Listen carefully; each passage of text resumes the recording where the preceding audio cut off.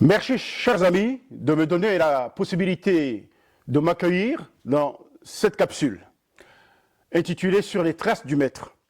Aujourd'hui, je vais m'entretenir avec vous sur le thème appelé « Former, envoyer ». C'était la lettre de mission que Dieu avait donnée aux premiers disciples. Mais je partirai de deux passages extraits de Luc et de Marc. Je lis donc. Jésus gravit la montagne. Et il appela ceux qu'il voulait. Et ils vinrent auprès de lui, et il en institua 12 pour qu'ils soient avec lui, et pour les envoyer annoncer la bonne nouvelle, avec le pouvoir de chasser les esprits mauvais. Le second texte concerne particulièrement les 12 qui avaient été appelés. Et je lis, donc, Jésus institua les 12. Pierre, c'est le nom qu'on donnait à Simon. Simon signifie roseau, et Pierre signifie pierre, stabilité. Jacques, fils de Zébédée, et Jean, le frère de Jacques, il leur donna le nom de Boanerges, c'est-à-dire fils de tonnerre, l'image. André, Philippe, Barthélemy, Matthieu, Thomas, Jacques, fils d'Alphée, Thaddée, Simon le Zélote, Judas l'Iscariote, et celui-là même qui le livra. Figurez-vous, il n'y a pas le nom de Luc ici, parce que lorsqu'on demande aux gens quels sont les noms des disciples ou des apôtres de Jésus, on cite Luc. Luc n'est pas là. Luc, c'était helléniste. Il viendrait intégrer après. Donc, ceux que Jésus a appelés, Luc ne figure pas. Ce n'est pas parce qu'il y a l'évangile de Luc qu'il faut nécessairement citer Luc. Donc, beaucoup de gens se trompent. Une fois cette mise au point, nous pouvons avancer. OK? Être appelé. Moïse a été appelé, n'est-ce pas? Et il a demandé à Dieu des excuses, parce qu'il ne savait pas parler. Gédéon avait été appelé pour livrer la guerre contre les Philistins. Il dit, Seigneur, je suis tout petit, je ne peux pas. Mais Dieu va s'y prendre autrement. Je peux citer, c'est exactement le cas de Jacob, qui, avec le contact avec Dieu, changera de nom. C'est le cas de Saul, qui va devenir Paul par la suite. Donc, on voit que Dieu appelle. Et il les envoie, même si ces personnes présentent des difficultés ou des infirmités, ou ne sont pas dans le canon, comme on le dit souvent, de l'appel de service. Si vous n'êtes pas dans le canon de l'appel de service, c'est un bon signe. Mais vous allez voir, on va voir le pédigré de ces 12 disciples de Jésus. Faisons le tour. Faisons ce qu'on appelle le tombinoscope de chacun de ces disciples.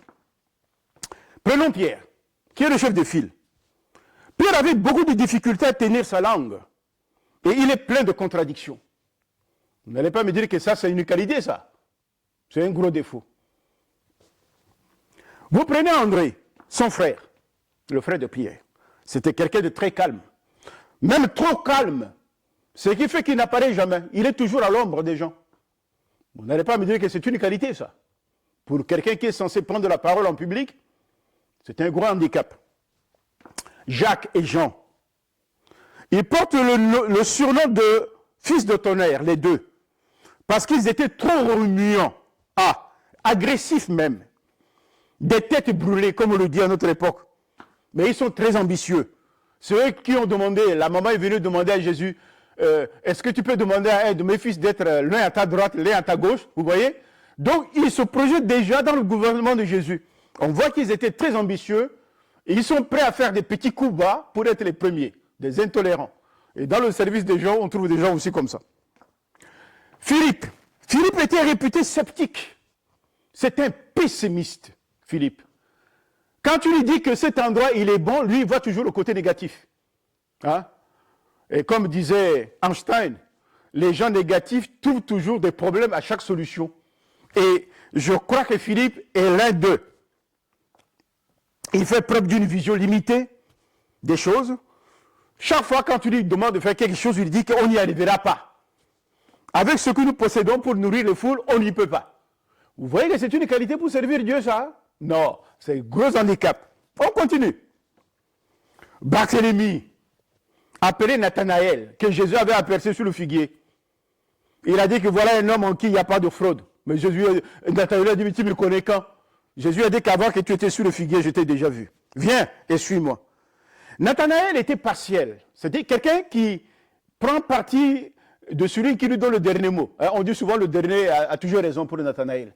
Mais il est très dogmatique et nationaliste, que Jésus est venu pour les Juifs, pas pour les autres. Voilà. Quand les femmes syrophéniciennes venaient pour demander à Jésus de les soigner ou de le guérir, c'est l'un d'eux qui était le premier à repousser cette femme en disant que tiens, Jésus n'est pas venu pour vous, hein, vous là, il est venu pour nous. Donc il est très nationaliste. Et ça, ce n'est pas une qualité pour être serviteur de Dieu. Matthieu. Vous connaissez Matthieu, non?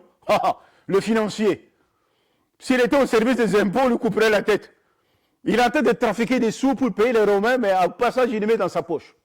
Et il n'était pas aimé de ses compatriotes, hein, parce que c'était un roublard. Thomas. Ah, vous connaissez Thomas. Le champion mélancolique. Les ancêtres des gens incrédules. Il a une tendance dépressive, Thomas. Il est aussi pessimiste. Il appuie sa foi sur l'épreuve. Tant que je ne vois pas, je n'y crois pas. Et Jésus lui a fait la démonstration après sa résurrection. Celui qui va dire, oh, mon Seigneur et mon Dieu. Il reste Jacques, fils d'Alphée, et Jude, fils de Jacques. Ils étaient tous des illustres anonymes. On ne les connaît pas. La Bible est muette à leur sujet. Si la Bible est muette, je n'en dis pas plus. Simon, le zélote, est un combattant militant pour la liberté, voire un terroriste à ses heures. Marc, le plus jeune, enfin, l'un des plus jeunes, parce qu'il y a Jean aussi. Marc retrouve par la suite Paul et Barnabé à Antioche, et c'est ainsi qu'il va commencer son ministère. Alors, dites-moi, quelle excuse toi tu vas donner pour répondre à l'appel du Seigneur, étant donné que tu vois les pédigrés de tous ces hommes que je viens de citer? Chacun a ses défauts, chacun a ses infirmités, chacun a ses handicaps. Mais tu ne vois pas avancer un handicap pour justifier le fait de ne pas suivre le Seigneur, pour ne pas servir le Seigneur. Viens. Et Jésus va les former. Jésus va les transformer. Quand ils seront formés par le Seigneur, ils seront transformés. Jacob a été transformé après sa bataille avec l'ange de l'Éternel sur la montagne de Péniel. Abraham avait été transformé. Son nom s'appelle Abraham. Mais lorsqu'il a rencontré l'ange de l'Éternel, il va porter le nom de Abraham. Vous savez que dans le nom de Dieu, c'est Yahweh. Il y a W, il y a un H dedans. Et le H qui est dans le mot Yahweh signifie un appel d'air, c'est-à-dire la nouvelle naissance. Et ce H va venir se planter dans le nom d'Abraham et il va devenir maintenant Abraham. L'homme vit en accord avec Dieu lorsque Dieu vient se planter en soi. Et toutes ces personnes, Jésus va les former, il va les transformer. Et les transformer pour les utiliser. Être des porteurs de lumière. Ok? Alors tu n'as pas d'excuse. Tu n'as pas d'excuse aujourd'hui. Paul, avant de devenir Paul, il était Saul. Pierre, il s'appelait Simon, pour devenir Pierre par la suite. Alors, il était passé à l'usine de Dieu. Toi aussi, tu vas passer à l'usine de Dieu. Viens. Et Jésus va te tenir par la main. Il sera avec toi. Il les a appelés pour être avec eux. Dire être avec eux, c'est être en leur compagnie, les enseigner. Il retrouve les situations de la vie qui lui permettent de les enseigner. Et une fois que Jésus les a enseignés et qu'il est parti au ciel, le Saint-Esprit est venu prendre la relève. Et ces hommes sont devenus des torches, des lumières. Ils étaient 12, ils ont bouleversé le monde. Mais si toi et moi, nous sommes serviteurs de Dieu, quel sort réserverons au monde?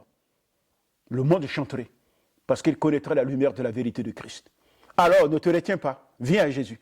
Il saura travailler ton infirmité, ton handicap, pour que tu sois une excellente servante, un excellent serviteur de Dieu. Pas pour toi, mais pour la gloire de son nom. Alors, recevez ce message et soyez bénis. Et je vous dis à plus tard, à la prochaine fois. Merci.